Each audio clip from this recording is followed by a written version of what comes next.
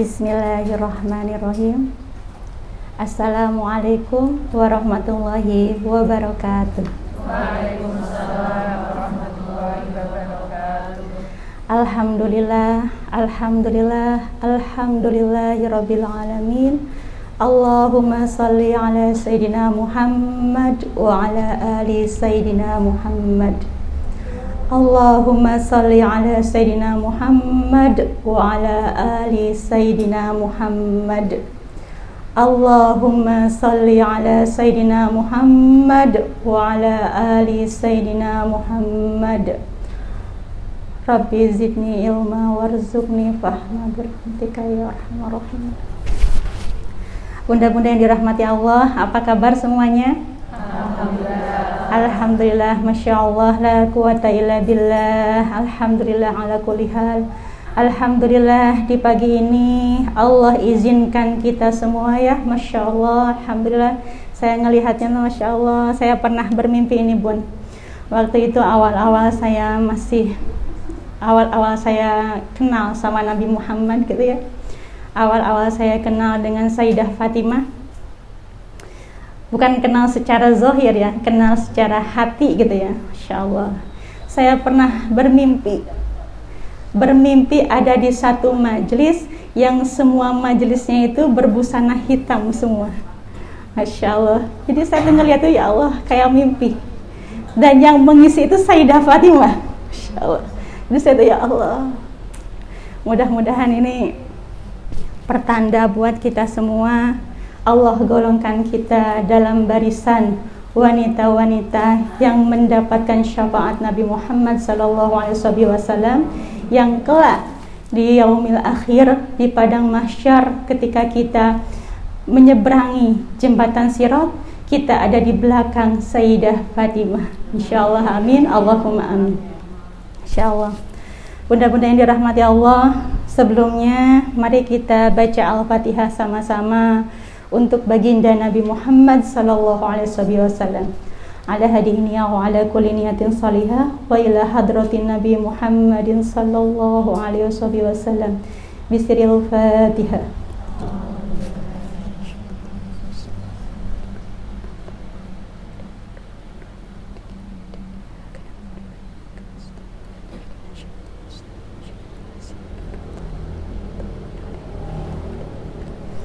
Al-Fatihah untuk guru-guru kami. La hadratil bin Abu Yatim Yati.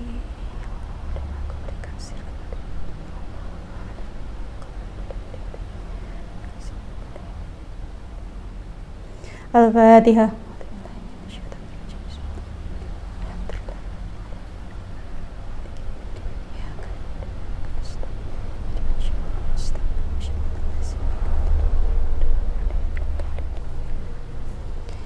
Saya juga mohon keikhlasan Al-Fatihahnya untuk Bapak kami, yaitu Bapak Ishak bin Suyud Wirya Supadmo, yaitu bapaknya Umi Dewi ya, Mbak Dewi, mertuanya Mas Awan, Ustadz Awan.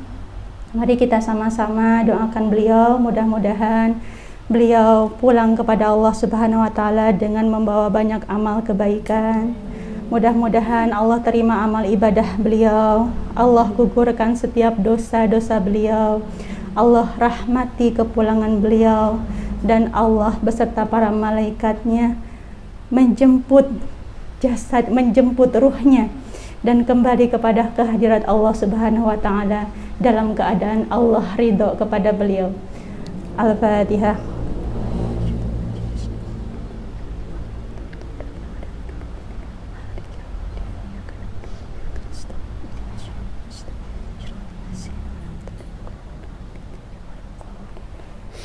Amin, Allahumma amin. Bunda-bunda dirahmati Allah, mudah-mudahan perkumpulan kita ini adalah perkumpulan yang dipandang oleh Allah Subhanahu wa Ta'ala dengan penuh rahmatnya, dengan penuh cintanya, dengan penuh ampunannya.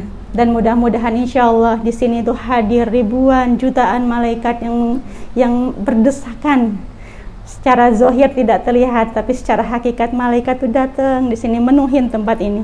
Dan mudah-mudahan untuk Bu Ning juga yang sudah memfasilitasi tempat ini, mudah-mudahan Allah berkahi usaha beliau, Allah berkahi usia beliau, Allah berkahi rezeki beliau, dan mudah-mudahan kita semua dalam keberkahan Allah Subhanahu wa taala. Amin, Allahumma amin. Bunda-bunda yang dirahmati Allah, dalam kesempatan ini insyaallah kita sama-sama akan mempelajari renungan dalam musibah. Insyaallah, renungan dalam musibah. Ada seorang tamu datang kepada Sayyidina Ali bin Husain. Berarti anaknya Sayyidina Husain.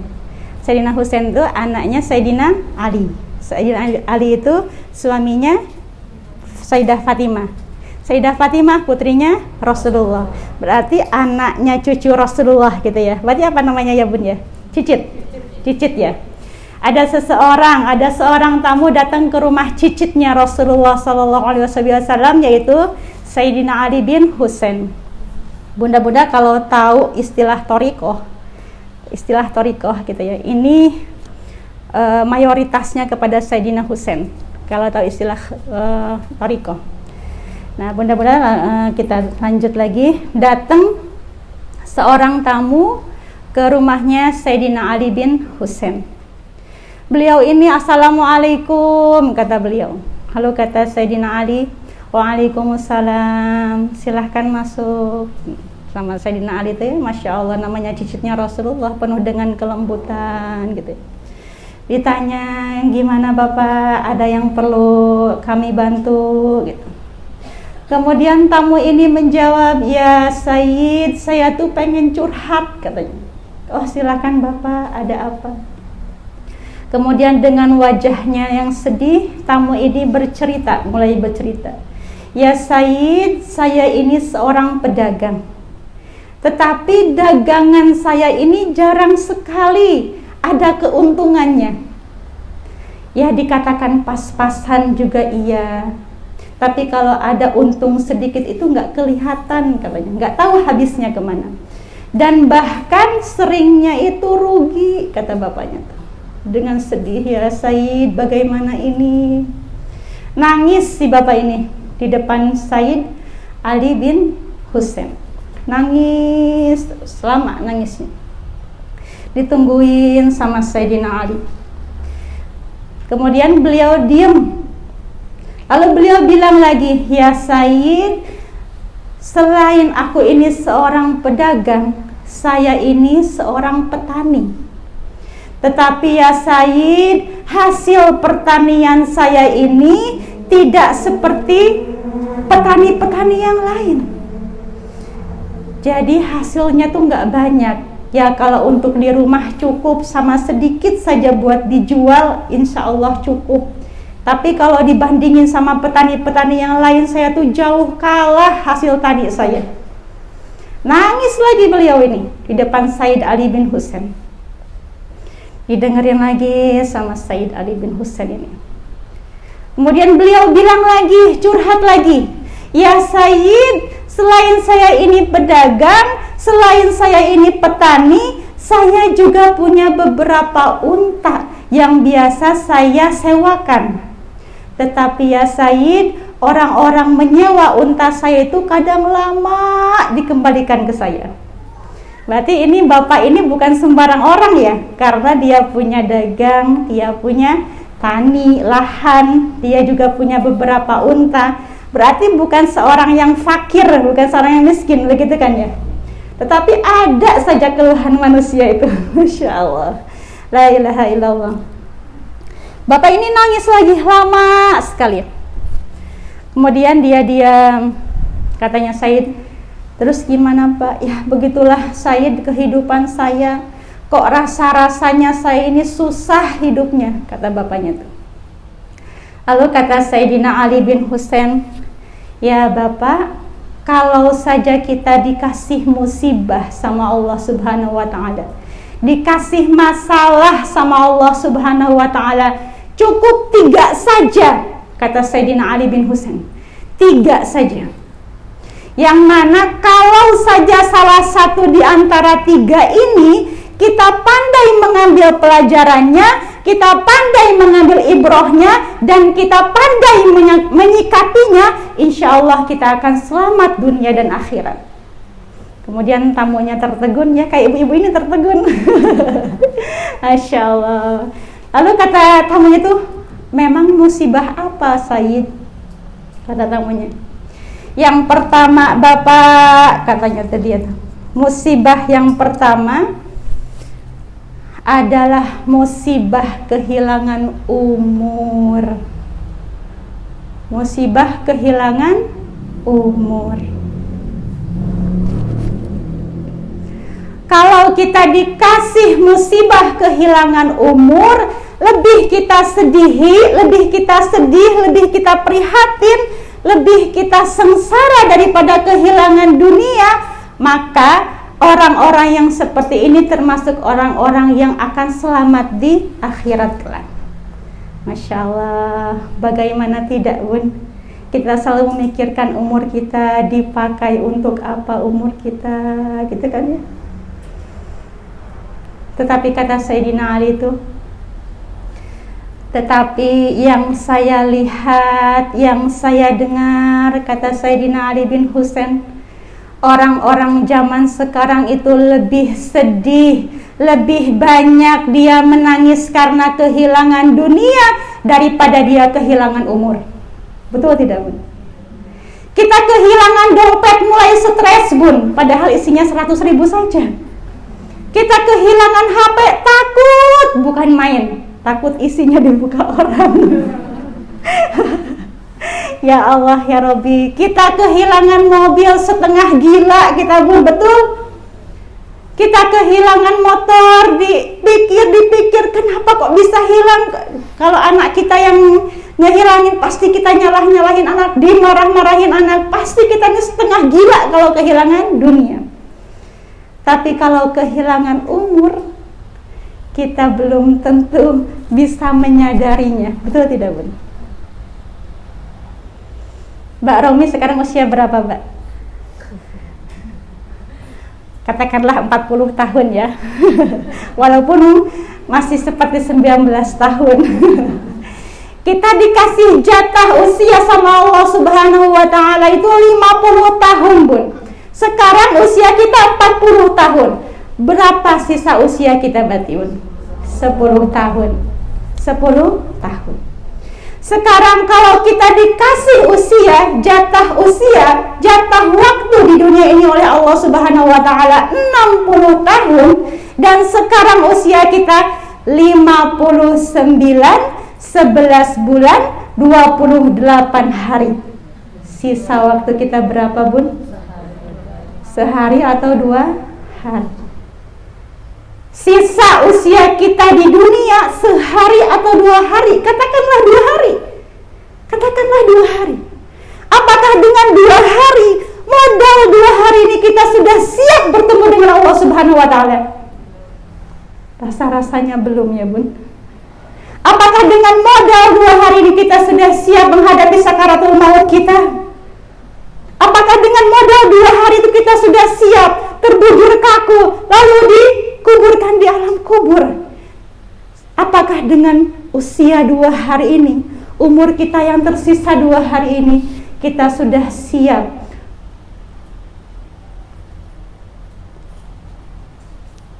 dengan himpitan kubur, dengan malam pertama di alam kubur? Apakah kita sudah siap? Kita sering merasa kehilangan dunia dengan nangis yang tiada henti. Kita sering merasa kehilangan dunia dengan hati yang terus teriris dan teriris, tidak bisa dilupakan. Tetapi apakah kita pernah sadar akan kehilangan umur kita? Apakah kita pernah sadar dengan kehilangan umur kita?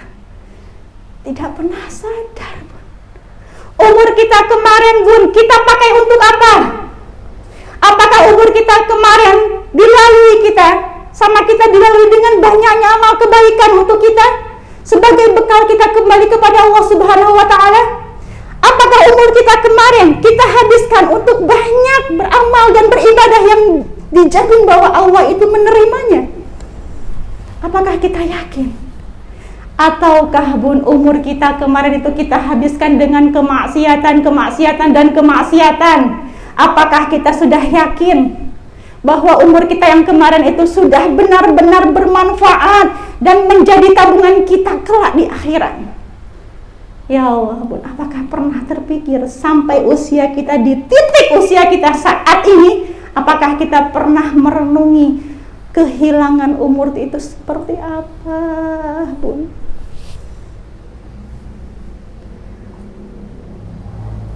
Apakah umur yang sudah hilang ini kita pakai untuk banyak melakukan kebaikan, banyak melakukan ketaatan, banyak bertaubat kepada Allah, banyak beristighfar kepada Allah akan dosa-dosa kita? Ataukah usia yang sudah berlalu kita pakai dengan kemaksiatan, dengan suka nyakitin orang, mulut kita nggak terkunci untuk ngomongin orang, untuk gibahin orang, untuk menghina orang, merendahin orang? Apakah pernah kita menyadari itu? Apakah pernah kita mentaubati itu? Bukankah ini suatu musibah bun buat kita? Bukankah ini suatu musibah buat kita? La ilaha illallah. Makanya Nabi Muhammad itu menganjurkan kepada kita bun, di akhir zaman ini kita banyak beristighfar kepada Allah Subhanahu wa ta'ala. Di akhir zaman ini kita harus banyak bersalawat kepada baginda Nabi Muhammad sallallahu alaihi wasallam.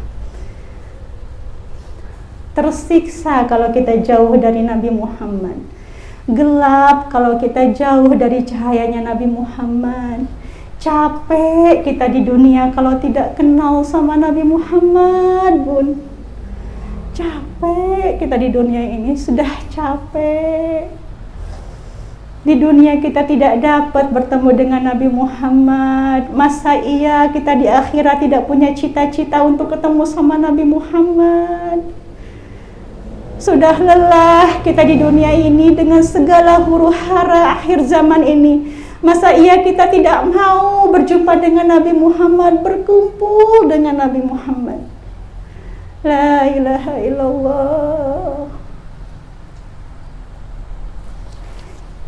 Capek bun kalau gak kenal sama Nabi Muhammad tuh capek.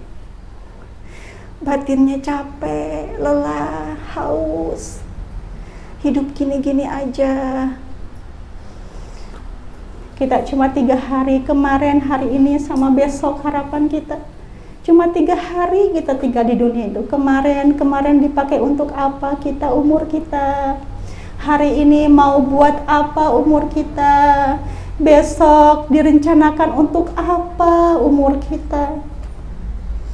Yang bahkan bun, untuk usia 2 hari saja sisa umur kita, kita tidak bisa mundur selangkah saja dari yang namanya kematian.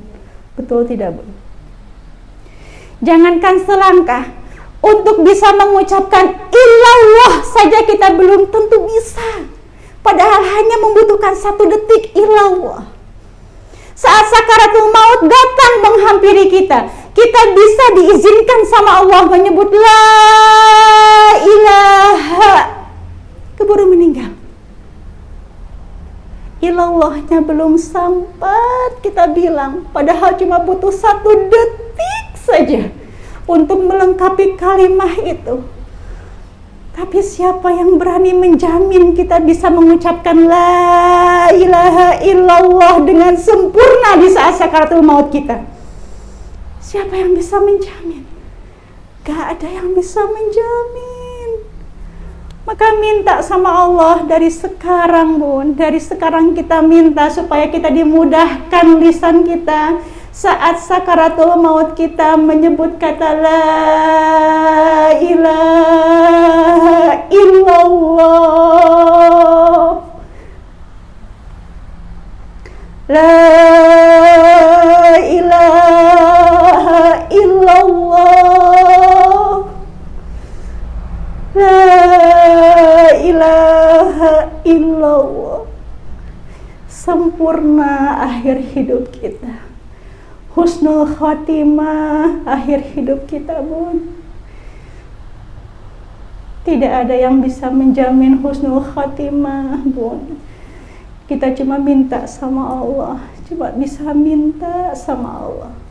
Bahkan ketika ibu sakit saja, sakaratul maut datang, siapapun di samping kita yang membimbing kita la ilaha illallah belum tentu kita bisa, Bun.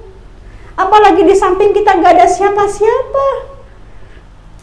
Yang ada di samping kita aja katakanlah seorang ustadz, seorang ustazah di samping kita.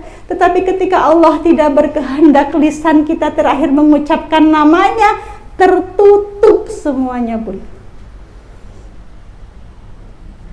Kita biasakan dari sekarang zikir habis sholat itu la ilaha illallah, la ilaha illallah. Habis subuh 100 kali atau habis tahajud 100 kali. Dibiasakan kita belajar, Bu. Mudah-mudahan dengan kita membiasakan lisan kita untuk menyebut kalimah la ilaha illallah, Allah datangkan kalimah itu saat kita dalam sakaratul maut.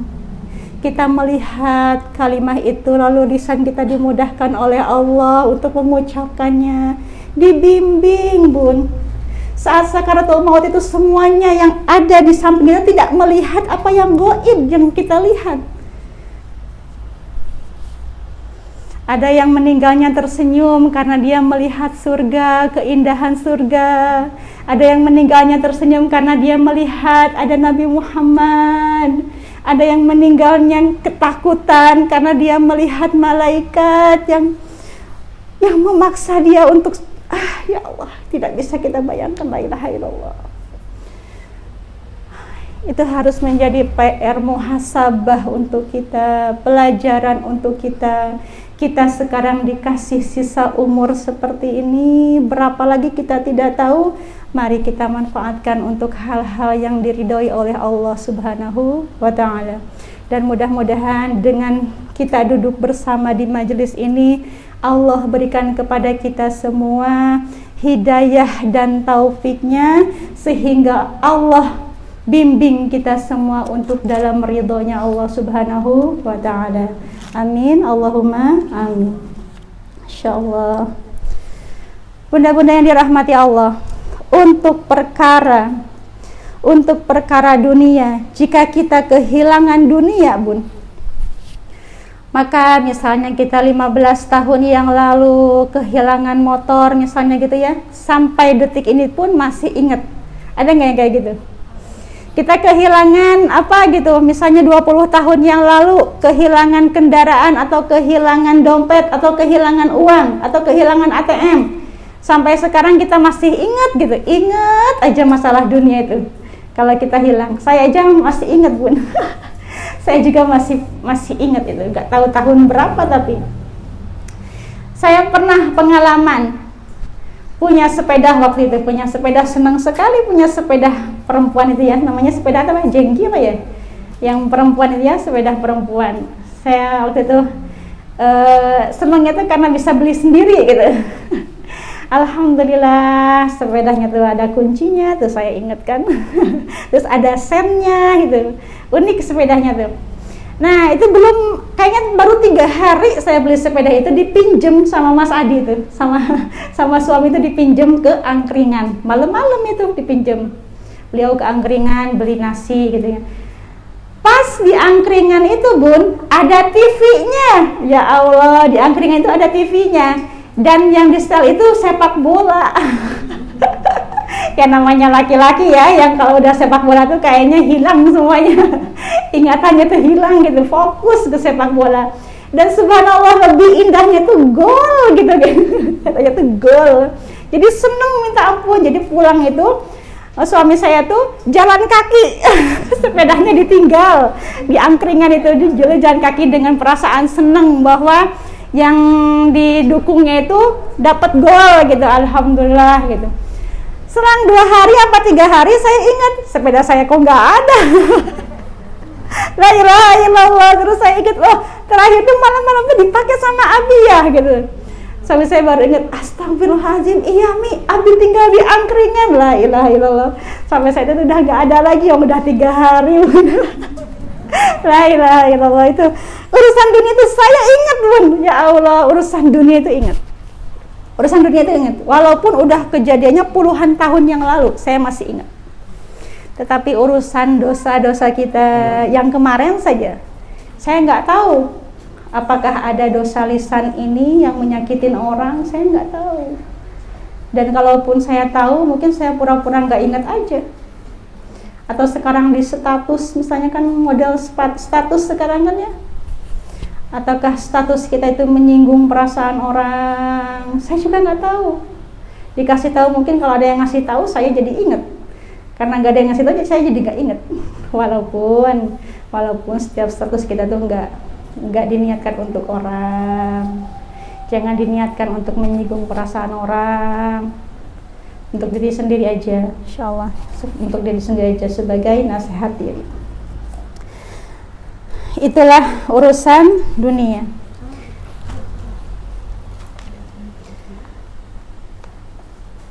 Kalau urusan dunia itu selalu ingat, sementara umur kita yang hilang itu selalu terlupakan, selalu dilupakan, dan kita melupakan. Kalau urusan umur itu kita selalu melupakan, terlupa dan dilupakan. Itu adalah musibah yang pertama untuk kita. Yang kedua, bunda-bunda yang dirahmati Allah, musibah apa itu? Yang kedua, kata Sayyidina Ali bin Husain, musibah rezeki. Yang pertama apa Bun? Musibah umur. Yang kedua musibah rezeki. Kita ini Bun, semuanya sudah dijamin oleh Allah Subhanahu wa taala rezeki kita dari kandungan, dari mulai kita masih di dalam kandungan hingga kita akhir hayat kita. Insyaallah semuanya sudah dijamin Allah dengan sempurna. Sangat sempurna. Bahkan ketika masih ada sebutir nasi saja yang belum kita makan, kita belum saatnya meninggal Bun, karena masih ada sebutir nasi yang belum kita makan, yang belum kita telan. Ini saya jadi ingat kisah Bun. Waktu itu saya baca kisah ulama siapa ya, saya lupa. Ada seseorang itu yang dia jatuh ke dalam sumur. Kemudian dia itu mencoba untuk kembali ke atas. Dia kan jatuh ke dalam sumur, dia sekuat tenaga dia pengen ke atas, pengen selamat. Nah, kemudian alhamdulillah seizin Allah, dia itu selamat. Dengan susah payahnya dia selamat, dia sampai ke atas itu, ke atas sumur. Dan karena saking kagetnya dia tuh dikasih minum, dia minumlah segelas air. Minum segelas air, lalu mungkin saking kagetnya juga, akhirnya dia terpeleset, jatuh lagi ke sumur. Dan jatuh yang kedua ini Bun tidak terselamatkan. Meninggal beliau di dalam sumur. Apa hikmahnya Bun? Apa ilmunya? Apa ibrohnya? Dia itu naik untuk meminum 1 gelas air yang belum dia minum. Dia tuh dikasih sama Allah tenaga, dikasih Allah kesempatan untuk bisa ke atas itu karena mau minum segelas air dulu Bun. Masih ada rezekinya di atas yang belum selesai buat dia. Minum segelas air, dia terpeleset, jatuh ke sumur, gak tertolong lagi. La ilaha illallah, itulah rezeki. Kalau masih ada rezekinya untuk kita, walaupun 1 butir nasi yang belum tertelan, tidak usah hiraukan. Tidak usah jadi galau. Kita belum saatnya meninggal. Tapi kalau sudah saatnya meninggal, baik itu kita dalam keadaan sehat atau dalam keadaan dikasih sama Allah gempa ya Bun, atau sama Allah dikasih kecelakaan, atau sama Allah dikasih sakit. Sehat aja banyak yang kalau kata Allah sudah waktunya pulang. Lagi sehat kayak gini, pulang. Yang lagi baca Quran, kata Allah sudah waktunya pulang. Yang lagi ceramah kayak kita ini lagi gini, majelis, Kata Allah, pulang. Sudah saatnya pulang, semuanya pulang dalam keadaan apapun tidak bisa ditahan. Karena rezekinya sudah habis. Tetapi bagaimanapun juga bunda-bunda yang dirahmati Allah, yang jadi masalah itu apa sih? Masalah rezeki. Kita dagang apa saja, kita bertani boleh, kita usaha saja boleh, apa saja jenis usahanya. Tetapi bunda-bunda yang dirahmati Allah, kita harus pikirkan, kita harus mengambil jalan, kita harus mencari cara bagaimana supaya usaha kita, supaya pertanian kita, supaya dagangan kita itu menjadi sebuah hasil yang halal dan barokah. Di situ masalahnya. Disitulah musibahnya. Jangan sampai hanya pengen mengumpulkan dunia, kita tidak memikirkan kehalal haramannya dari apa yang kita dapatkan. Kita cuma pengen rezekinya saja, yang penting semuanya kita dapat, yang penting kita dapat ini, yang penting kita punya rumah, yang penting kita punya kendaraan. Tapi kita tidak memikirkan dari mana uang itu kita dapatkan, dari mana usaha itu kita jalankan, seperti apa modal itu kita dapatkan. Yang jadi musibah itu di situ. Maka kita dapatkan, kita usahakan rezeki kita itu rezeki yang halal dan barokah. Dengan rezeki yang halal itu bun, dikasihin ke suami. Misalnya kalau kita punya penghasilan sendiri ya, kita sedekahin ke suami, ke anak-anak, menjadi sesuatu yang halal, sesuatu yang barokah dimakan sama mereka. Kalau yang halal, rumah tangga juga jadi enak dibawanya. Kita kasihin ke anak-anak yatim, jadi rezeki yang barokah, ditulis sama Allah kebaikan-kebaikan kita. Dikasihin ke yang lainnya juga begitu. Tetapi kalau rezekinya kita ngambil rezeki dari jalan yang haram, untuk awalnya saja kita ngambil sesuatu yang haram, terus bagaimana dengan pendapatannya bun? Jika kita menjemput rezekinya Allah dengan sesuatu yang kotor, saringannya di mana? Pasti kita dapatnya juga kok kotor. Kalau kotor dimakan sama anak-anak, jadi anak-anak yang gak nurut, anak-anak yang pembangkang. Barangkali bun, modal kita itu sesuatu yang diharamkan oleh Allah Subhanahu wa ta'ala. Dan menjadi satu rahmatnya Allah ketika kita dibersihkan harta kita oleh Allah Subhanahu wa ta'ala, baik hilang ataupun dicuri ataupun apa gitu, itu mungkin cara Allah untuk membersihkan harta kita. Gak apa-apa bun, insya Allah sama Allah diganti yang lebih baik lagi, insya Allah. Salman Al-Farisi, bunda-bunda yang dirahmati Allah, Salman Al-Farisi itu seorang gubernur di masa Khalifah Umar bin Khattab. Seorang gubernur. Tetapi beliau ini gubernur yang sangat sederhana bun. Seorang gubernur yang sangat sederhana. Beliau itu digaji sama pemerintah, istilahnya ya, pemerintahan beliau waktu itu 5.000 dinar. Dan gajinya beliau itu tidak diambil sama Salman Al-Farisi ini. Beliau kasihkan setiap bulannya itu ke fakir miskin, dikasihkan sama beliau. Lalu di mana Salman Al-Farisi untuk kebutuhan sehari-harinya? Beliau itu menjual keranjang yang dianyam dari daun kurma.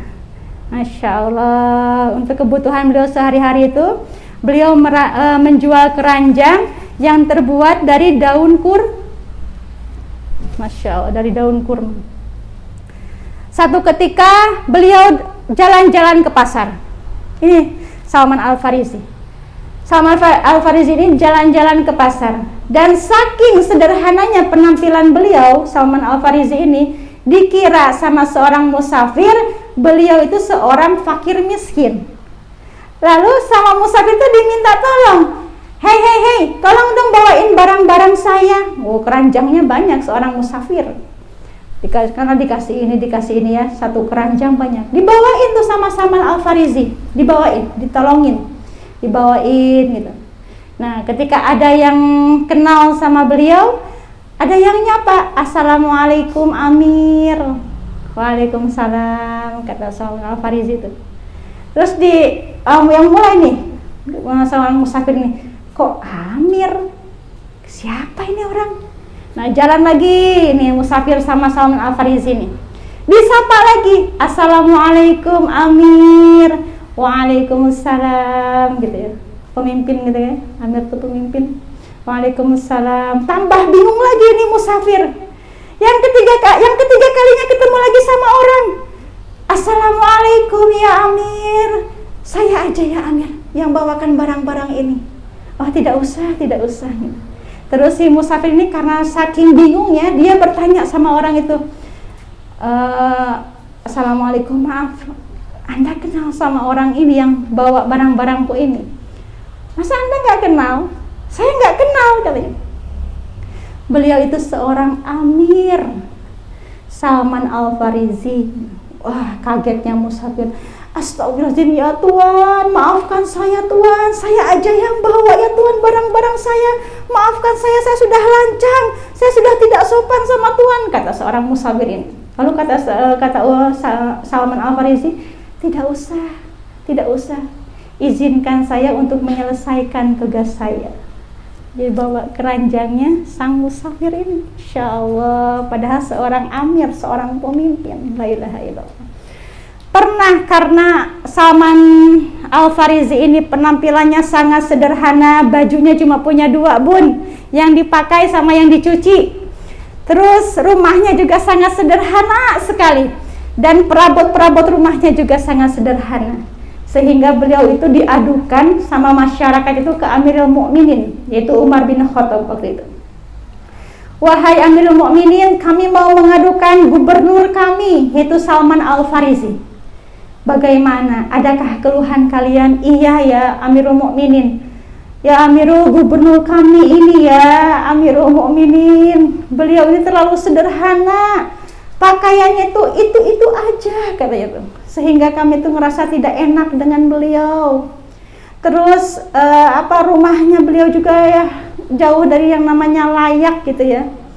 Dan perabot-perabot di rumahnya juga ya Allah gitu. Kemudian dipanggil tuh Salman Al-Farisi. "Ada yang kayak gini ini betul?" "Iya ya Amirul Mukminin, itu saya memang seperti itu. Ya mungkin karena malu gitu, atau karena nggak enak ya, bukan karena nggak enak. Masyarakatnya tuh pengen bantu gitu kan."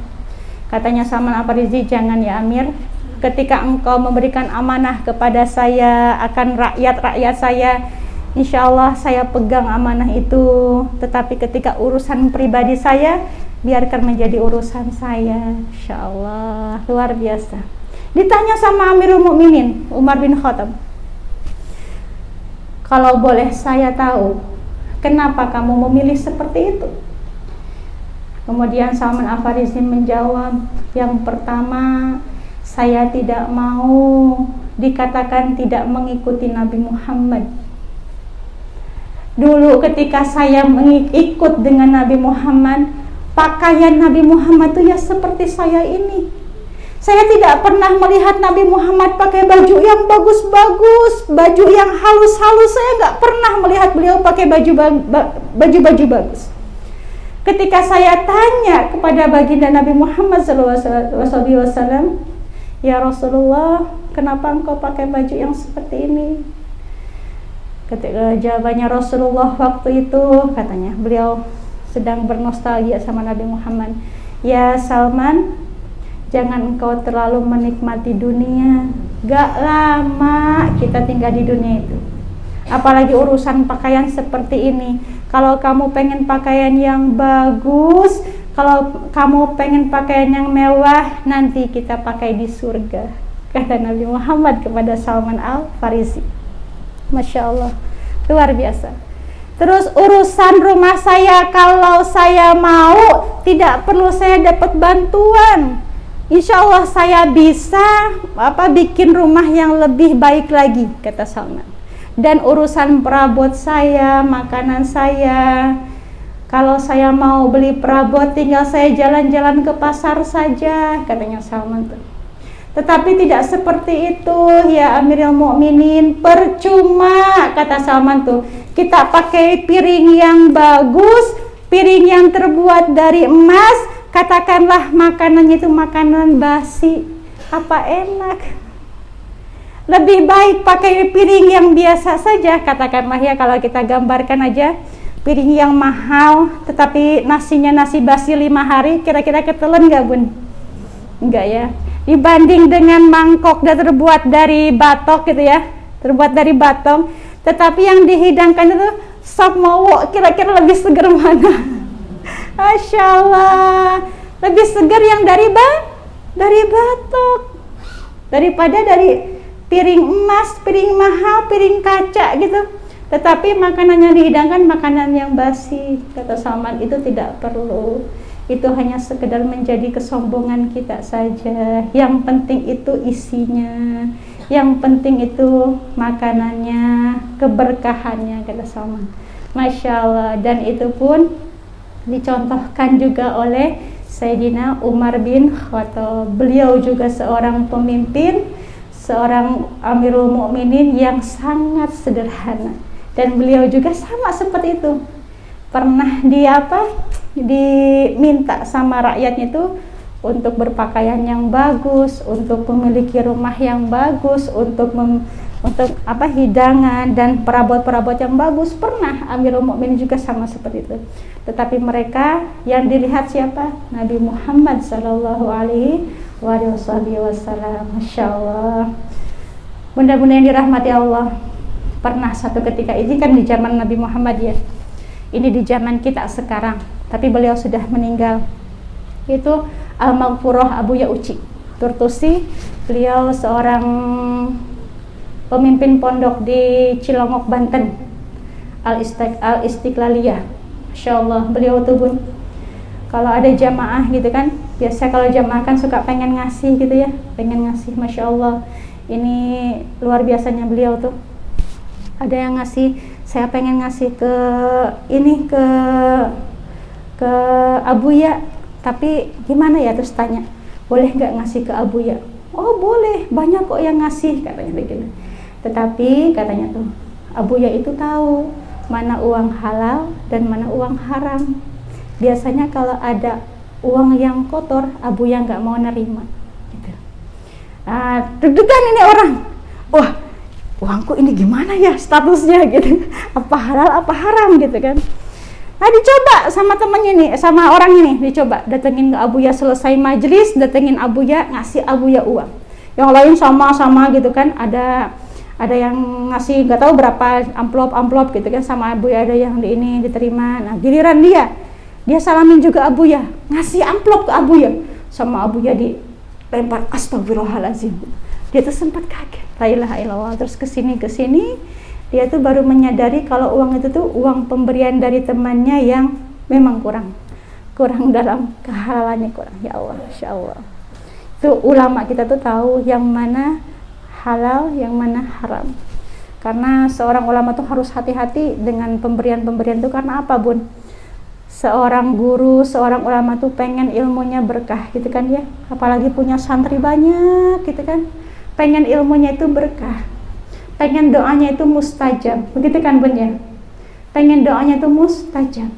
Dan kalau ulama-ulama atau guru-guru kita memakan sesuatu yang diharamkan oleh Allah Subhanahu wa taala, atau sesuatu yang dihasilkan dari yang haram, itu menjadi hijab ketika beliau berdoa itu, tidak diijabah doanya oleh Allah Subhanahu wa taala. Dari rezekinya, dari yang dimakannya, dari pakaiannya, itu menjadi sebab-sebab doa kita atau ilmu kita tidak diberkahi oleh Allah Subhanahu wa taala, dan doa yang tertolak oleh Allah Subhanahu wa taala. Maka hati-hati dengan apa yang kita makan, dengan apa yang dimakan oleh anak-anak, itu hati-hati. Dari mana kita dapat jemput rezeki itu, dari mana harus jelas supaya kita tuh betul-betul berkahi oleh Allah SWT dan menjadi doanya yang mustajab insyaallah. Bunda-bunda yang dirahmati Allah, yang ketiga Bun, yang ketiga itu musibah yang ketiga insyaallah.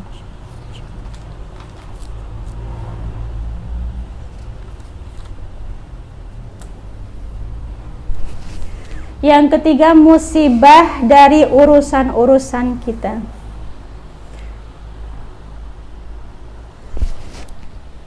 Masalah jalan hidup kita yang pada hakikatnya yaitu menuju kepada akhirat. Jalan hidup kita tuh sehari selangkah demi selangkah itu menuju akhirat. Betul tidak, Bu? Menuju akhirat. Bagaimana supaya kita selamat menuju akhirat, bunda-bunda yang dirahmati Allah? Ikuti ajarannya Nabi Muhammad sallallahu alaihi wasallam. Itu yang paling mudah. Yang akan menyelamatkan kita itu ikuti ajarannya Nabi Muhammad sallallahu alaihi wasallam. Itu adalah modal yang luar biasa untuk kita selamat kembali kepada Allah Subhanahu wa taala.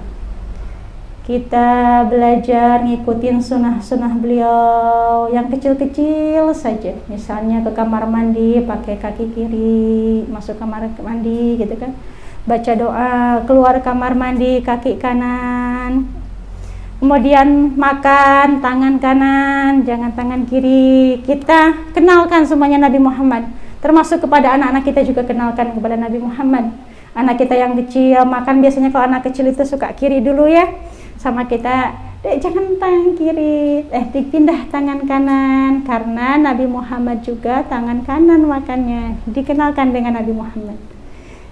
Dikenalkan dengan Nabi Muhammad supaya terbiasa Nabi Muhammad, yang diikutin Nabi Muhammad, yang diikutin Nabi Muhammad. Anak-anak juga terbimbing oleh kita menuju Nabi Muhammad. Begitu bunda yang dirahmati Allah. Bunda-bunda yang dirahmati Allah, kalau kita bisa mencintai seseorang, maka seharusnya kita juga bisa mencintai Nabi Muhammad. Kalau kita punya rindu kepada seseorang, tentu kita juga bisa merindukan Nabi Muhammad. Kalau kita ibu bisa nangisin seseorang, berarti kita juga punya kesempatan untuk nangis merindukan Nabi Muhammad. Semuanya punya kesempatan, Bun. Saya, bunda-bunda semua, Ibu Ning semuanya, pengurus-pengurus MT Aziza ini punya kesempatan untuk mencintai dan dicintai Nabi Muhammad sallallahu alaihi wasallam. Yang selalu kita harapkan syafaatnya beliau, yang selalu kita harapkan pertolongan dari beliau, ya Allah. Ini ada satu kisah, Bun. Namanya sahabat ini namanya Zulbijadain. Namanya Zulbijadain. Ini nama dikasih oleh Nabi Muhammad sallallahu alaihi wasallam. Apa artinya, Bun? Zulbijadain, pemilik dua kain usang. Pemilik dua kain usang. Masya Allah. Beliau ini sahabatnya Nabi Muhammad yang memiliki cinta yang sangat berkelas. Masya Allah. Jadi ketika Nabi Muhammad SAW, saya suka sekali dengan cerita ini, kisah itu suka sekali, Masya Allah. Beliau itu masuk Islam sebelum Nabi Muhammad hijrah ke Madinah. Beliau masuk Islam, dia itu senang sekali melihat Nabi Muhammad. Beliau masuk Islam setiap hari Jumat, beliau itu ke Mekah ingin bertemu sama Nabi Muhammad. Kalau udah ketemu sama Nabi Muhammad itu senang. Kalau udah sholat bareng sama Nabi Muhammad itu dilihatin sama Nabi Muhammad, senang sekali. Masya Allah. Satu ketika, satu hari Jumat, beliau itu ke Mekah, gak ada Nabi Muhammad. Bingung beliau, kok suasana Mekah itu lain ya. Ditanya sama beliau ke orang sekitar tuh, Nabi Muhammad kemana? Nabi Muhammad kemana ya? Terus dikasih tahu, Nabi Muhammad sudah pindah ke Madinah. Nabi Muhammad hijrah ke Madinah. Ya Allah, yang namanya pecinta, Kalau dengar ditinggalkan, bukan ditinggalkan ya, jauh sama yang dicintanya, rasanya remuk hatinya gitu kan ya Bun ya. Ya Allah gitu. Kayaknya tuh langsung lemes ini orang, langsung lemes. Ya Allah, padahal saya tuh lagi cinta-cintanya sama Nabi Muhammad, lagi ngikutin Islam dengan Nabi Muhammad, baru masuk Islam itu. Tapi kok Nabi Muhammadnya nggak ada, rasanya gimana? Beliau orang kaya Bun, beliau punya kebun, beliau punya rumah, beliau punya toko, beliau punya unta, banyak, beliau orang kaya. Nah semakin kesini beliau merasa, ya Allah kok nggak ada Nabi Muhammad, rasanya gimana ini ya Allah, nasib saya bagaimana ini ya Allah. Kok rasanya semakin lama, semakin kesini semakin menderita, semakin sedih, hati itu semakin sesek, gak ada yang dicinta, gak kelihatan lagi sama mata, gak dirasakan lagi, cahayanya itu di dalam hati itu gak dirasakan lagi. Ya Allah, ini bagaimana nasib saya ya Allah. Hari demi hari bertahan beliau seperti itu, tapi lama-lama gak kuat, beliau gak kuat. Ya Allah, aku putuskan untuk hijrah saja ke Madinah. Jadi apa yang bisa dijual sama beliau Bun, untuk bekal ke Madinah. Masya Allah, dijual. Beliau putuskan, pokoknya aku harus hidup bersama Nabi Muhammad, pokoknya aku harus berdampingan terus dengan Nabi Muhammad, pokoknya aku harus bersama dengan kekasih hatiku, yaitu Nabi Muhammad sallallahu alaihi wasallam. Ibu kalau ditinggal sama suami rasanya gimana Bu? Itu baru sama suami yang terbatas kasih sayangnya. Rasulullah itu Masya Allah penuh dengan rahmat, penuh dengan kasih sayang, penuh dengan cinta. Dengan kita melihat saja wajah Rasulullah, cahayanya itu masuk ke dalam kalbu kita. Ditinggalkan sama Nabi Muhammad, bukan cuma air mata yang menangis, bukan cuma mata yang menangis, air mata yang keluar, bukan, tapi hati pun nangis Bun. Gak ada Nabi Muhammad tuh hati pun nangis. Hingga akhirnya orang itu menjual apa yang bisa dijual, dan dia putuskan untuk hijrah ke Madinah. Dia siapkan itu pembekalannya untuk perjalanan ke Madinah jauh. Dari Mekah ke Yasrib itu kurang lebih 7 jam Bun, kalau pakai mobil. Kalau pakai kuda berapa ya, mungkin 1 hari atau 2 hari sampai. Beliau pelan-pelan, pokoknya nanti perjalanan itu saya mau perjalanan malam biar enggak ketahuan sama orang gitu kan. Jadi saudara-saudara itu belum masuk Islam, cuma beliau sendiri. Nah begitu malam-malam itu beliau pelan-pelan dengan kudanya itu, dengan untanya, pelan-pelan keluar dari rumah. Alhamdulillah ya Allah, bisa keluar. Sebentar lagi aku akan bertemu dengan Nabi Muhammad gitu. Hatinya tuh seneng, alhamdulillah ya Allah bisa keluar. Dan namanya diuji ya Bun ya, namanya cinta terus diuji. Ternyata perjalanan beliau itu ketahuan, kepergok sama orang. Ya Allah, hayo kamu mau kemana? La ilaha illallah. Kamu mau hijrahkan ke Madinah, ikut sama Nabi Muhammad? Kamu mau gimana lagi? Iya. Kamu cinta sama Nabi Muhammad? Iya. Kamu mau ngikutin dia? Iya. Nah, tidak bisa. Kamu pulang lagi. Oh. Ya bingung ya Allah, ini gimana? Memang sih rumah masih ada di Mekah. Memang segala-galanya ada di Mekah. Kuda masih banyak, unta masih ada, rumah masih ada, usaha juga masih ada. Tapi ya Allah, apa gunanya semua itu kalau jauh dari Nabi Muhammad SAW? Nggak ada ya Allah. Pokoknya ini perjalanan harus terus lanjut. Nah, kemudian si orang ini minta, gimana kalau gini aja, saya tuh masih, kalian tahu kan kalau saya ini orang kaya? Ya tahu. Saya masih tinggalkan di sana itu rumah saya masih tinggalkan kebun saya saya masih tinggalkan di sana itu kandang beserta kuda dan untanya. Ambillah buat kalian berlima, bagi-bagilah. Masya Allah. Karena kejadian itu mereka jadi kayak mendadak Bun, kayak mendadak. Nah, bukan cuma kayak gitu aja Bun, mereka bilang sebentar. Terus gimana? Ya kalian lepaskan, saya izinkan saya ketemu sama Nabi Muhammad, saya pengen ke Madinah gitu. Sebentar, saya runding dulu sama teman-teman. Runding itu Bun, mereka berlima runding lagi. Setelah selesai, datang lagi. Gimana, boleh kan? Ya, semuanya yang kamu tinggalkan di Mekah buat kami, tetapi kami juga minta untanya. Oh, dia bilang, oh, kok untanya? Iya, unta yang kamu pakai sekarang, naiki sekarang buat kami. La ilaha illallah. Ya sudahlah, dikasih untanya. Nah, orang itu mau ngambil bekalnya aja, seala kadarnya aja, untuk bekal gitu kan ya. Kemudian dihadang juga, kamu jangan menyentuh apapun yang isi di dalam unta ini, tidak boleh kamu bawa.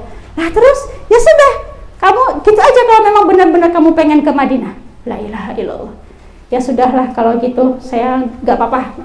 Terus katanya, mereka bilang lagi, kamu benar masih pengen ke Madinah? Iya, saya mau ke Madinah. Kalau begitu bagus tuh imamahmu, suruh dicopot imamahnya. Bagus tuh sorbannya itu, suruh dicopot sorbannya. Bagus tuh sepatumu, semuanya dihabiskan. Ya Allah, sama 5 orang itu suruh dicopot semuanya. Yang tersisa itu bunda-bunda dirahmati Allah, 2 kain yang menutupi auratnya, 2 kain yang menyelimuti tubuhnya. Cuma 2 kain, bagian atas dan bagian bawah. Semuanya ditinggalkan, semuanya diambil. Ke apa-apa kata dia tuh. Ya Allah, ini kalau perjalanan ke sana naik unta tuh bisa 2 hari. Ini kalau jalan kaki kira-kira berapa hari gitu ya, tanpa alas itu pun Bun, semuanya sudah diambil, cuma 2 kain yang dia pakai. Tetapi karena saking yang dia lihat itu Nabi Muhammad dengan cintanya, nah inilah cinta yang berkelas, Masya Allah. Saking cintanya beliau sama Nabi Muhammad, beliau teruskan perjalanan itu sampai kakinya berdarah-darah Bun. Beliau sobek itu kain, terus beliau obatin buntel nutupin luka-lukanya itu. Beliau teruskan lagi perjalanan beliau menuju Madinah. Kadang beliau makan dikasih sama orang. Kalau perjalanan gitu ketemu sama orang, dikasih makan, dikasih minum gitu kan. Masya Allah, ini cintanya sahabat kepada baginda Nabi Muhammad SAW. Sampai di kota Madinah, bunda-bunda yang dirahmati Allah, sampai di kota Madinah beliau senang sekali. Ya Allah, alhamdulillah sudah sampai Madinah. Ya Allah, perjalanan yang segitu panjang Engkau sampaikan aku di kota Madinah ini ya Allah. Yang beliau cari apapun, sumur. Yang beliau cari adalah sumur. Beliau mandi dulu, gitunya orang ini mandi dulu, bersih-bersih dulu. Tapi karena beliau ini punya 2 kain, ya dia pakai itu lagi, pakaiannya nggak ganti, dia pakai itu lagi. Sampai dia tuh di dalam hati tuh merenung, ya Allah, dulu aku tuh punya semuanya, punya rumah, punya kuda, punya unta, punya kebun, punya semuanya. Tetapi karena cintaku kepada baginda Nabi Muhammad, semuanya saya tinggalkan ya Allah. Dan saya di Madinah ini tidak punya sesiapapun. Saya tidak punya keluarga, saya tidak punya saudara, saya tidak punya teman. Tidak ada yang saya kenal di Madinah ini kecuali Nabi Muhammad ya Allah. Insya Allah, kecuali Nabi Muhammad saya kenal di Madinah ini. Ya Allah, saya bertemu dengan Nabi Muhammad pun tidak lama. Dengan penampilan saya seperti ini, ya namanya perjalanan jauh ya Bun ya. Kadang baju kita aja yang kita rapih gitu kan bisa kotor gitu kan ya, bisa bau. Ini perjalanan jauh dengan hanya 2 helai kain saja. Bisa dibayangin dari yang mungkin awalnya putih karena saking jauh jadi seperti apa gitu kan ya, lecek, kotor mungkin, penuh dengan debu, penuh dengan kotor. Insya Allah nggak kebayang.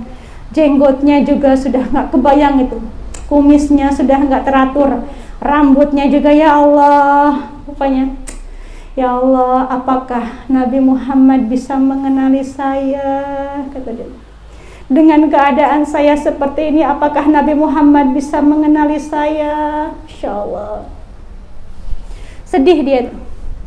Nah, ketika itu dia tanya ke orang, Assalamualaikum, rumahnya Nabi Muhammad di mana ya? Nabi Muhammad rumahnya belum jadi, katanya. Oh, kalau saya pengen ketemu sama Nabi Muhammad, di mana saya pengen ketemu Nabi Muhammad? Kamu bisa ke masjid saja, karena rumahnya Nabi Muhammad belum jadi. Kalau kamu pengen ketemu sama Nabi Muhammad, di masjidnya saja. Dia tuh berjalan lagi ke masjidnya, tapi dengan perasaan bahagia. Tapi apa Nabi Muhammad kenal ya sama saya ya? Nabi Muhammad kan umatnya banyak, sahabatnya banyak, gitu kan? Dengan kondisi saya seperti ini, apakah Nabi Muhammad kenal sama saya, masih ingat sama saya, gitu. Dia tuh sudah menyiapkan kata-kata gini, kalau saya ketemu sama Nabi Muhammad, saya akan bilang kepada Nabi Muhammad itu, saya ini orang ada, tapi karena perjalanan jadi seperti ini, seperti itu. Pokoknya saya mau bilang gitu. Nah, ternyata di dalam majelis itu, di dalam masjid, Nabi Muhammad juga cerita Bun kepada para sahabatnya. Saya punya sahabat dari Mekah, dia itu masuk Islam dan baru beberapa kali bertemu dengan saya kemudian tinggalkan dia ke Madinah.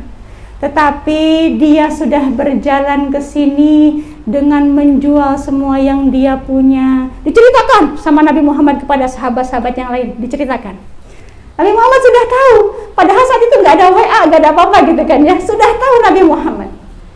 Dia meninggalkan semuanya hanya ingin ketemu dengan saya, kata Nabi Muhammad. Pengen ketemu dengan saya. Nah, begitu sampai ke masjid, di luar, kata Nabi Muhammad, sahabat yang saya ceritakan sudah ada di luar masjid.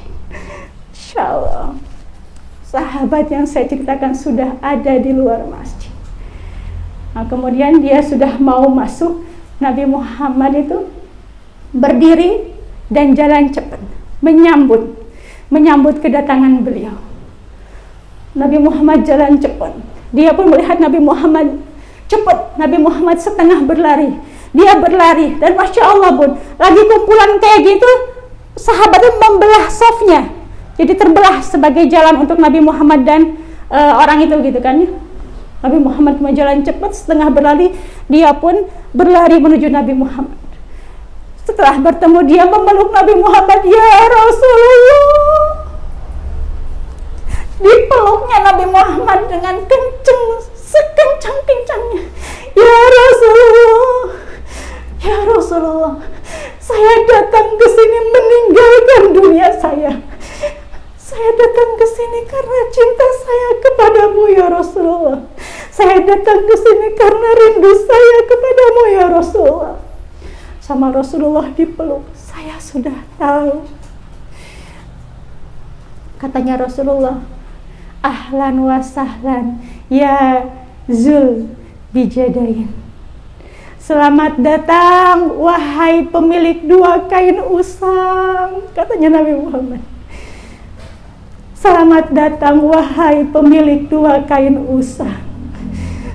Dipeluk sama Nabi Muhammad. Nabi Muhammad nangis, dia pun nangis. Insya Allah. Tapi dia senang Bun. Selama di Madinah dia dibikinkan rumah sama Nabi Muhammad dan tidak jauh dengan Nabi Muhammad. Senang, Masya Allah. Masya Allah. Sampai satu ketika dia meminta kepada Nabi Muhammad, ya Rasulullah, ini sebentar lagi mau perang Tabuk. Doakan saya supaya saya bisa meninggal dalam peperangan ini sehingga akhir hidup saya dikatakan sebagai mati syahid. Masya Allah, kurang apa coba Bun sahabat-sahabat di zaman Rasul. Katanya Rasulullah, tidak. Seandainya kamu itu sakit demam dan kamu meninggal, maka kamu pun dikatakan sebagai syahid. Masya Allah. Dan betul Bun, saat peperangan Tabuk dimenangkan, ini Zulbijadain ini nggak meninggal. Tetapi dalam perjalanan pulang ke Madinah itu, beliau sakit demam. Betul, sakit demam. Dan di dalam tenda itu, malam-malam, Abu Mas'ud itu kedengaran. siapa sih kok kayak dengar suara yang sedang menggali kubur? Dilihat sama beliau tuh, ternyata Nabi Muhammad, Abu Bakar, Ali dan sahabat-sahabatnya itu memang sedang menggali tanah kubur. Untuk siapa? Untuk Zulbizadain. Beliau meninggal dalam keadaan sakit panas. Masya Allah. Selesai digali tanah kuburnya itu, katanya Rasulullah, ya Ali, kasihkan ke saya jasadnya, kasihkan ke saya jasadnya. Dikasihkan. Rasulullah yang nguburin langsung Zulbizadain. Diterima sama Rasulullah jasadnya itu, dipandang sama Rasulullah. Orang ini, katanya Rasul, orang ini meninggalkan semuanya demi saya. Orang ini meninggalkan semuanya demi cinta sama saya.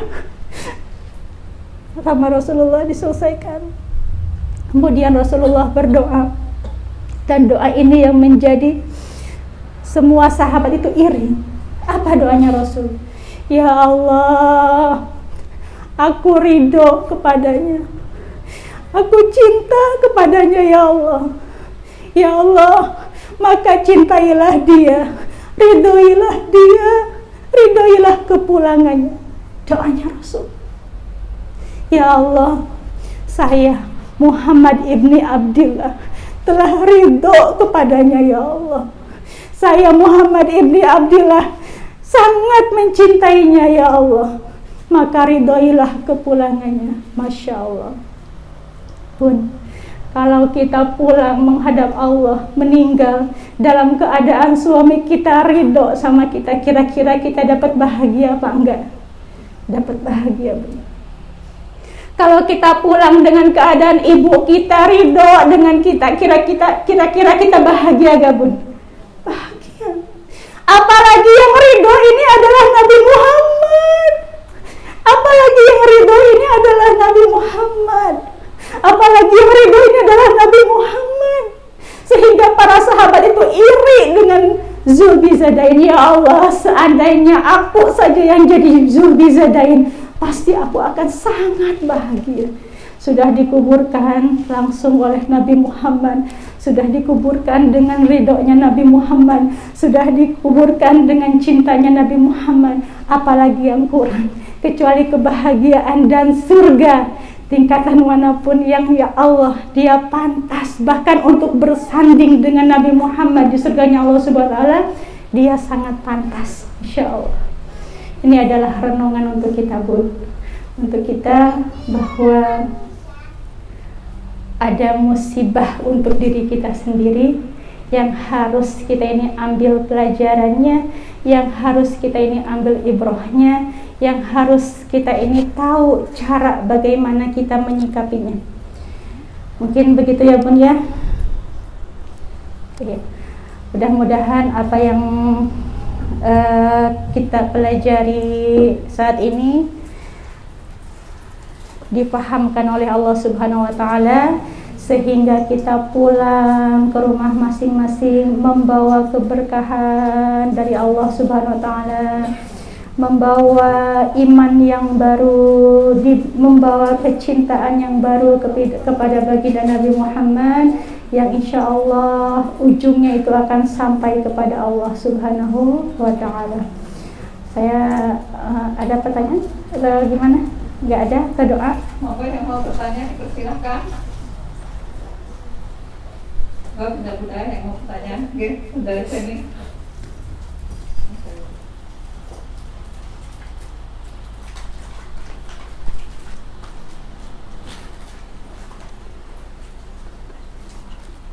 Assalamualaikum warahmatullahi wabarakatuh. Waalaikumsalam warahmatullahi wabarakatuh.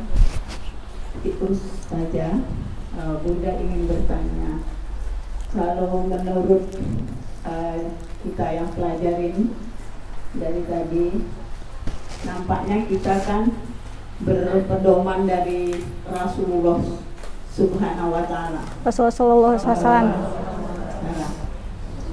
Karena itu Bunda bertanya, kalau di zaman Rasulullah, kita insya Allah mudah-mudahan kita sudah ada yang tahu, ada yang mungkin masih dalam belajar.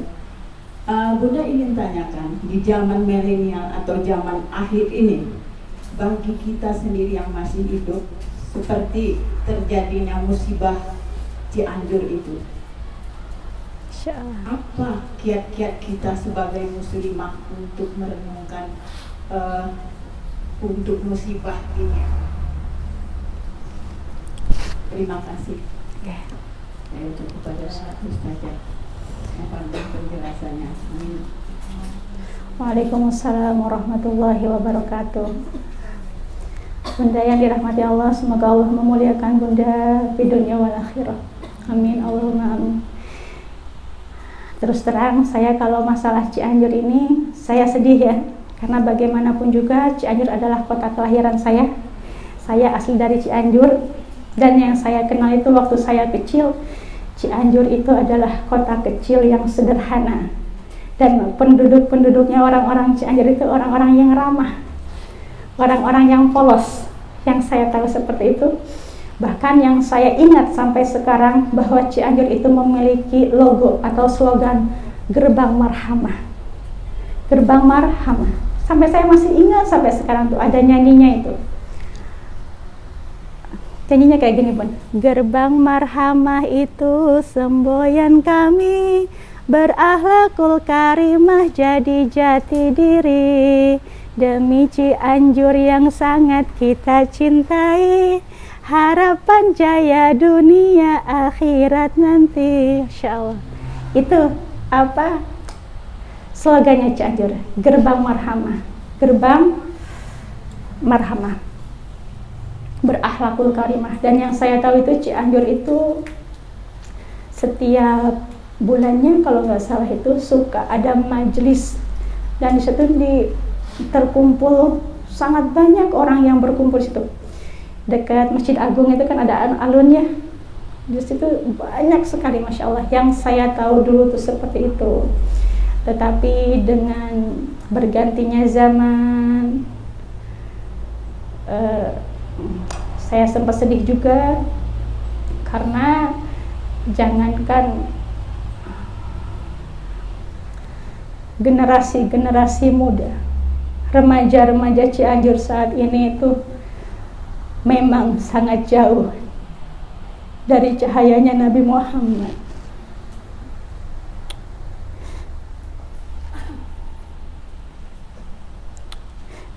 Jauh atau bahkan dijauhkan dengan yang namanya Nabi Muhammad. Dan ini PR kita pun sebagai orang tua. Sangat penting anak-anak kita tuh dididik untuk kenal dengan Nabi Muhammad. Saya tahu ceritanya itu ketika saya punya sepupu ya di Cianjur. Dia bilang, "Bibi," katanya, "sekarang tuh di Cianjur tuh anak-anak mudanya tuh sering jalan turun ke jalan, terus memberhentikan truk yang lagi jalan. Truknya lagi jalan, bukan lagi berhenti, lagi jalan diberhentiin. Apa? Nggak tahu itu demi konten," katanya, demi konten. Saya pernah beberapa kali lihat itu, dikirimin WA videonya, ada yang sampai kelindes, meninggal di tempat. Padahal orang tuanya nggak tahu. Alasannya apa? Mau ke Bogor, mau mondok di Bogor. La ilaha illallah. Alasannya itu, yang ibunya tahu, yang orang tuanya tuh mau pengajian di Bogor. Padahal kenakalan-kenakalan remaja yang jauh dari Nabi Muhammad seperti itu pun di Cianjur itu. Belum lagi yang orang tuanya, la ilaha illallah. Ya, kalau saya jabarkan, saya sampaikan, lebih baik kita muhasabah untuk diri kita saja. Kita mungkin doakan mereka supaya dengan caranya ini Allah Subhanahu wa Ta'ala memberi mereka hidayah dan taufiknya untuk mengenal Nabi Muhammad. Dari Nabi Muhammad terbimbing kepada Allah Subhanahu wa Ta'ala. Bun, kalau sudah jauh dari Nabi Muhammad, kalau kita sudah tidak taat lagi sama Nabi Muhammad, apa yang beliau sampaikan, kita bisa buka, Bun, surat Al-A'raf ayat 96, 97. Ya Allah, kalau kita sudah durhaka sama Nabi Muhammad SAW, ya Allah Bun, kalau kita sudah tidak taat dengan perintah-perintahnya Allah yang disampaikan kepada Nabi Muhammad SAW, jangan kita merasa aman dari azabnya Allah Bun. Bisa jadi kita tidur, tetapi karena Allah tidak ridho dengan kita, Allah kasih azab kepada kita di malam hari. Allah kasih azab kepada kita di waktu duha. Itu sangat bisa. Ketika hati kita, ketika anak-anak kita jauh dari Nabi Muhammad dan Allah tidak ridho, Allah sakit melihatnya, kenapa tidak mengikuti jalan Nabiku. Allah bisa kapan saja menimpakan azabnya kepada hamba-hambanya. Mungkin nanti bisa Bunda di rumah tuh buka Al-A'raf ayat 96-97. Ya Allah, kayaknya akhir zaman ini ya di Cianjur katanya tuh kan banyak LGBT, padahal Nabi Muhammad tidak pernah mengajarkan LGBT. Ya Allah. Nah, Cianjur itu kota kecil Bun, yang diapit oleh Bandung, yang diapit oleh Jakarta, yang diapit oleh Bogor, yang diapit oleh Sukabumi. Kota kecil yang sangat berdampak gitu, insyaallah. Cianjur punya keindahan, Cibodas, Puncak, Kota Bunga, Taman Bunga, indah. Masya Allah, nanti Bunda kalau mau lihat jalan-jalan di Mbah Google gitu ya, Taman Bunga Cianjur, Masya Allah indahnya Bun. Mungkin kalau ini istilahnya tuh surganya dunia, karena banyak bunga-bunga, Masya Allah indah sekali, punya keindahan. Tetapi keindahan itu Bun sekali lagi milik siapa? Milik Allah. Bumi ini milik siapa? Milik Allah.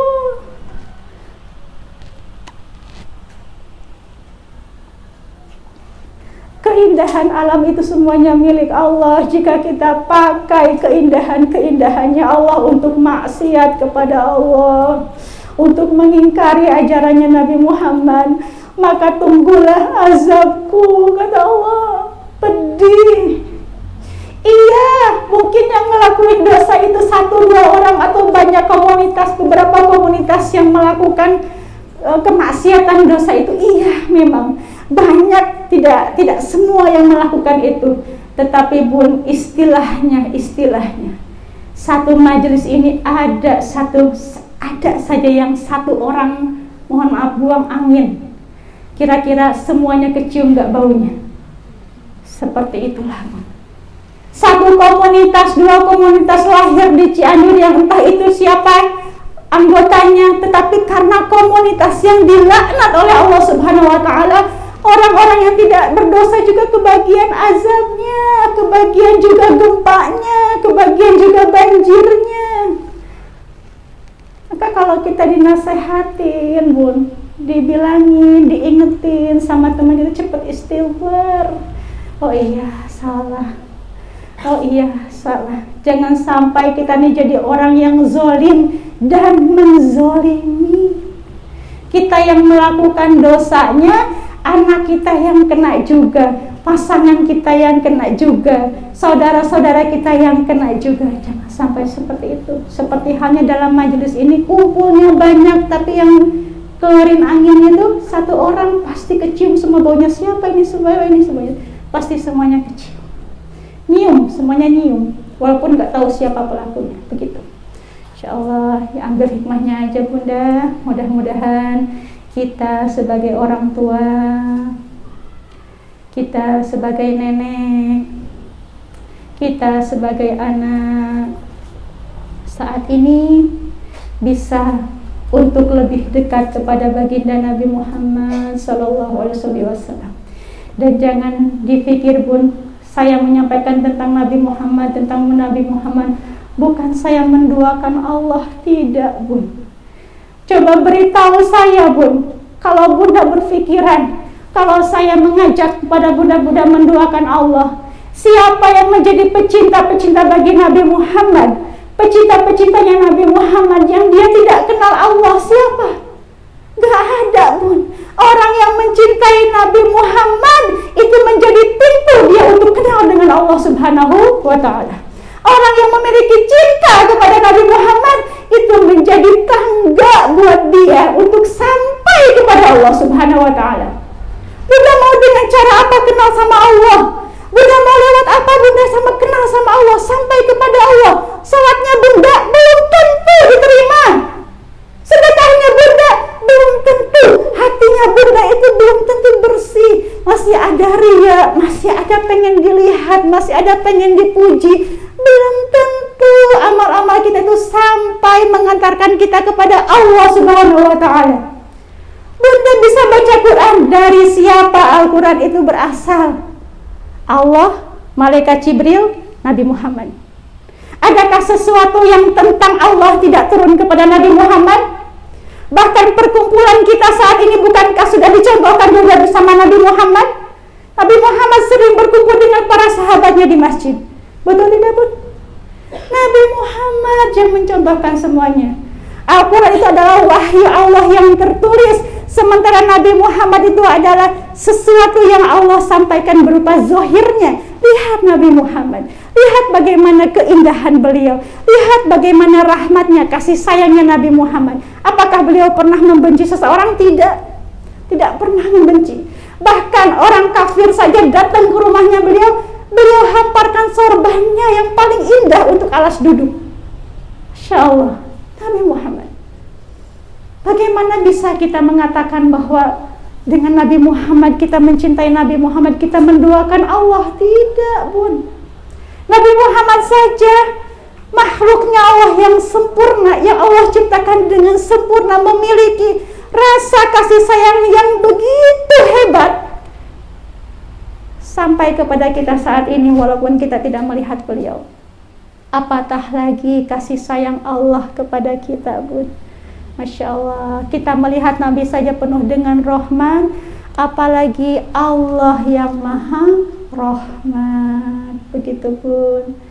Insya Allah mudah-mudahan dengan berkahnya kita untuk selalu mendekat dan kenal kepada Nabi Muhammad, setiap hari bersolawat kepada Nabi Muhammad minimal 300 saja Bun, 3 hari. Mudah-mudahan menjadi jalan kita merajut cinta kepada Allah Subhanahu wa Ta'ala. Bun, kalau kita senang bersalawat, manggil-manggil Nabi Muhammad, suara kita pasti dikenal sama Nabi Muhammad kelak di yaumil akhir. Ya Allah, sama Bunda saya bilang kayak gini, Bunda dengar suara saya kan ya.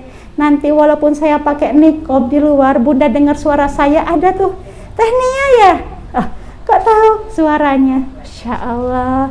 Itu baru manusia biasa yang banyak dosa, Bun. Apalagi Nabi Muhammad SAW kelak di yaumil akhir pasti mencari kita. Mbak Dian suaranya terdengar sekali sering bersalawat. Bu Ning sering sekali mengucapkan salam, Assalamualaikum ya Rasulullah.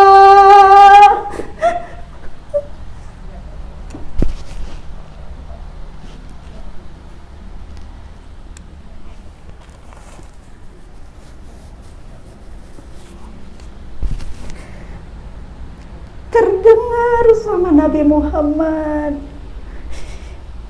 Bunda yang tadi bertanya mengirim salam, ya Allah sampaikan salawat dan salam juga rindu ini kepada baginda Nabi Muhammad. Sampai kepada Nabi Muhammad pun semuanya akan dicari sama Nabi Muhammad. Semuanya akan diselamatkan sama Nabi Muhammad. Muhammad itu gak akan masuk surga sebelum semua umat-umatnya masuk surga, sebelum semua umat-umatnya itu selamat dari api neraka. Nabi Muhammad gak mau masuk surga. Makanya ya bunda-bunda yang dirahmati Allah, dari kejadian ini, di kejadian Cianjur, barangkali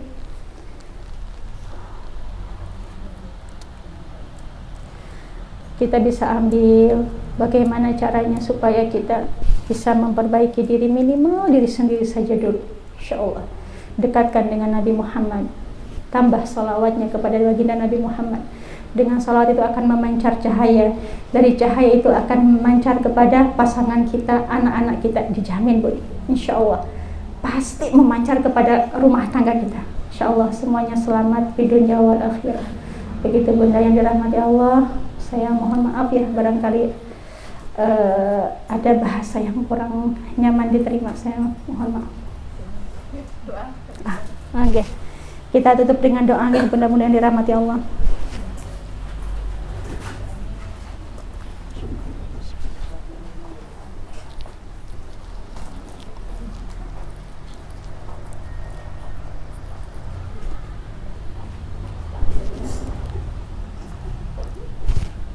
A'udzubillahi minasyaitonirrajim. Bismillahirrahmanirrahim. Alhamdulillah, alhamdulillah, alhamdulillahirabbil alamin. Allahumma shalli ala sayyidina Muhammad wa ala ali sayyidina Muhammad.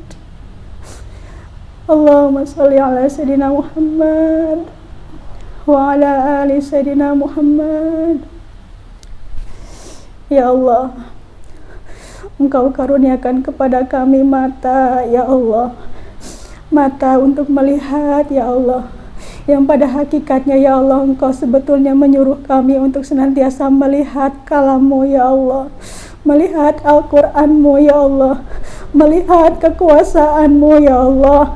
Tetapi ampunilah kami, ya Allah, yang masih memakai mata ini untuk bermaksiat kepadamu, ya Allah. Kami masih sering bermaksiat kepadamu, ya Allah, baik secara terang-terangan maupun saat kami sendiri, ya Allah. Ya Allah, Engkau berikan kepada kami pendengaran yang sempurna, ya Allah, yang pada hakikatnya, ya Allah, Engkau memberikannya supaya kami bisa mendengar kalam-kalam-Mu, ya Allah, supaya kami bisa mendengar kebaikan-kebaikan kekuasaan-Mu, ya Allah. Tetapi masih saja kami pergunakan untuk mendengar hal-hal yang tidak pantas untuk kami dengar, ya Allah. Ya Allah, lisan ini, ya Allah, Kau ciptakan untuk kami, ya Allah. Kau berikan kepada kami dengan keindahan bentuknya, ya Allah. Ya Allah, kami sadar, ya Allah, hakikatnya Engkau menitipkan lisan ini, ya Allah, supaya kami lebih sering membaca Al-Quran-Mu, ya Allah, supaya kami bisa bersalawat kepada baginda Nabi Muhammad, ya Allah, supaya dengan lisan ini, ya Allah, kami bisa mengeluarkan hikmah-hikmah dari perkataan, ya Allah, yang mengajak yang lainnya untuk kebaikan, menuju kepadamu, ya Allah, untuk mencintaimu dan Nabimu, ya Allah. Tetapi, ya Allah, kedurhakaan kami, ya Allah, kami masih memakai, ya Allah, lisan-Mu ini, ya Allah, lisan dari-Mu ini, ya Allah, untuk berkata-kata yang menyakiti perasaan orang, ya Allah. Dengan lisan-Mu ini, ya Allah, kami masih sering berghibah, ya Allah. Dengan lisan-Mu ini, ya Allah, kami sering menghina orang, ya Allah. Kami sering merendahkan orang, ya Allah. Ampunilah, ya Allah, lisan kami ini, ya Allah. Ya Allah, yang bahkan setiap pagi, ya Allah, semua anggota tubuh kami meminta kepada lisan ini, ya Allah, di dalam hadis qudsi-Mu, supaya berhati-hati untuk tidak menyakiti, ya Allah, supaya berhati-hati untuk tidak mengeluarkan kata-kata yang menusuk, ya Allah. Ya Allah, tetapi lagi-lagi kedurhakaan kami masih saja menggunakan lisan ini pada hal-hal yang Engkau tidak ridha, ya Allah, yang tidak sesuai dengan penciptaan-Mu, ya Allah.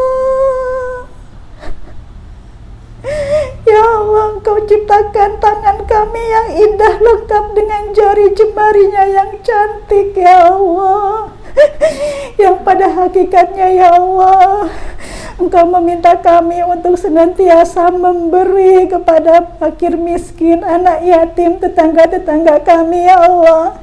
Tetapi dengan kebodohan kami, ya Allah, kami masih saja, ya Allah, kami masih saja menyembunyikan harta kami, ya Allah. Dengan tangan ini, ya Allah, kami masih saja berat dengan rezeki-Mu yang padahal ada hak untuk orang lain, ya Allah.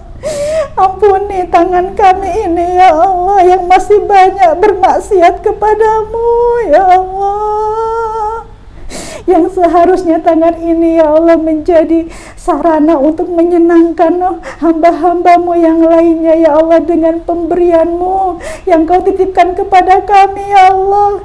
Tetapi lagi-lagi tangan ini berat ya Allah untuk mengeluarkannya ya Allah. Ampuni tangan ini ya Allah.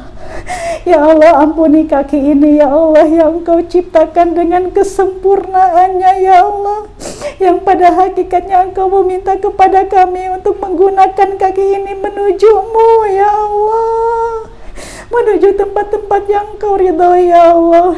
Tetapi kami masih saja sibuk dengan urusan dunia kami ya Allah. Kaki ini masih saja melangkah ke tempat-tempat yang kami melupakan-Mu ya Allah. Kaki ini masih saja menuju tempat-tempat yang menjauhkan kami kepada-Mu ya Allah. Ya Allah, ampunilah hati kami ya Allah, yang pada hakikatnya hati ini adalah sarana kami untuk berjumpa dengan-Mu ya Allah. Tetapi kebodohan kami, kezaliman kami ya Allah, kami menghiasi hati kami dengan dunia ya Allah, yang berkelap-kelip di dalamnya ya Allah. Kami isi hati kami ya Allah dengan nama yang selain nama-Mu dan Nabi-Mu ya Allah. Ampuni kami ya Allah, ampuni kami ya Allah, busuknya hati kami ya Allah, ampuni kotornya hati kami ya Allah. Ya Allah, bersihkan hati kami ya Allah. Ya Allah, keluarkan apa yang di dalam hati kami ya Allah, selain Engkau dan Nabi-Mu ya Allah. Cukup Engkau dan Nabi-Mu yang bersemayam di dalam hati kami ya Allah, sehingga pantaslah ya Allah hati kami berjumpa dengan-Mu kelak ya Allah. Bersihkan hati kami ya Allah, ampuni kami ya Allah, ampuni pemikiran kami ya Allah, ampuni seuzonnya kami ya Allah dengan rahmat-Mu ya Allah. Ya Allah, kenalkan kami kepada baginda Nabi Muhammad ya Allah, sampaikan kami kepada baginda Nabi Muhammad ya Allah. Mudahkan lisan kami ya Allah untuk bersalawat kepada baginda Nabi Muhammad sallallahu alaihi wasallam. Ya Allah, kami menyadari ya Allah, tidak sembarang orang ya Allah yang Kau ringankan untuk bersalawat kepada baginda Nabi Muhammad ya Allah. Tidak sembarang orang ya Allah.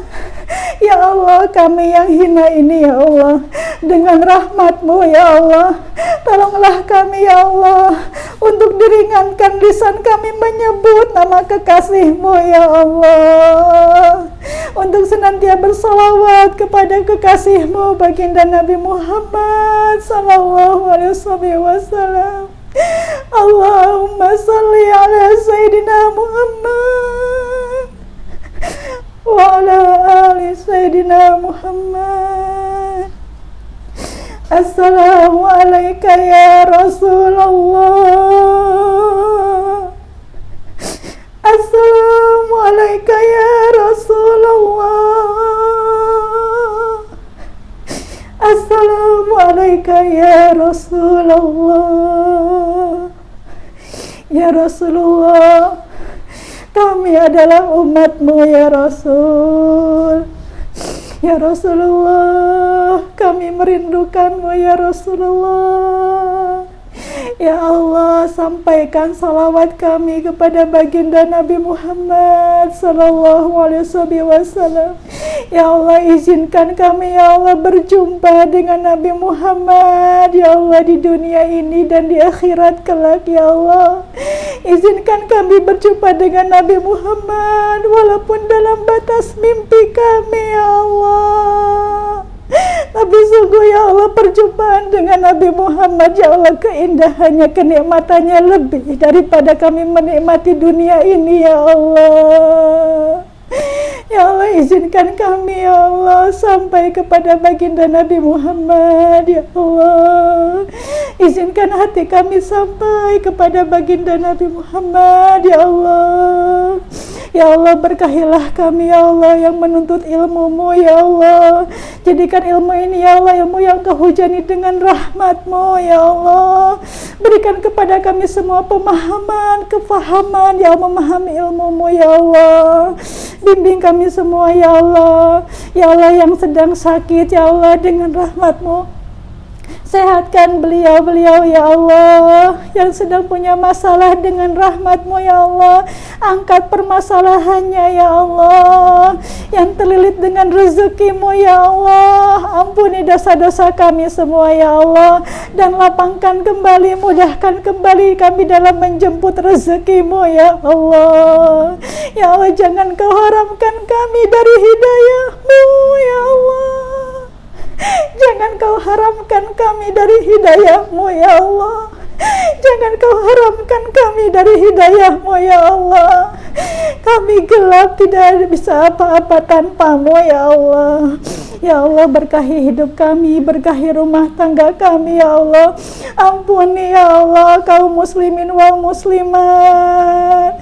Ampuni umat-umatnya Nabi Muhammad, ya Allah. Ampuni umat-umatnya Nabi Muhammad, ya Allah. Baik yang kami kenal maupun yang tidak kami kenal, ya Allah. Tetapi mereka adalah umat Nabi Muhammad, ya Allah. Ampuni, ya Allah, selamatkan kami dengan rahmat-Mu, ya Allah. Ya Allah, berkahi kehidupan kami. Rabbana atina fid dunya hasanah wa fil akhirati hasanah wa qina adzabannar. Subhana rabbika rabbil izzati amma yasifun wa salamun alal mursalin walhamdulillahi rabbil alamin. Ya awal awalin wa ya akhirul akhirin wa ya zal quwwatal matin wa ya rahimal masakin wa ya arhamar rahimin wa ya arhamar rahimin wa ya arhamar rahimin. Allahumma shalli ala sayyidina Muhammad wa ala ali sayyidina Muhammad adada khalqi wa ridha nafsi wa zinata arsy wa midada kalimati. Ibarakatin Nabi Muhammad sallallahu alaihi wasallam. Al-Fatihah.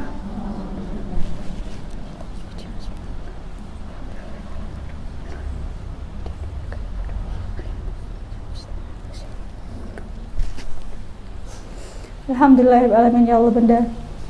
InsyaAllah mudah-mudahan menjadi momen dijabahnya doa kita dan sampai kepada Allah SWT. Amin. Saya mohon dimaafkan apabila banyak kata-kata yang kurang berkenan, yang tidak sengaja menyakiti atau mencubit hati Bunda. Saya mohon maaf nih.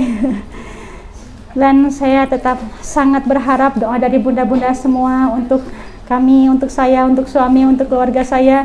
Mohon selalu doa dari Bunda-Bunda. InsyaAllah doa Bunda-Bunda lebih sangat mustajab, InsyaAllah. Billahi taufiq wal hidayah. Wassalamualaikum warahmatullahi wabarakatuh.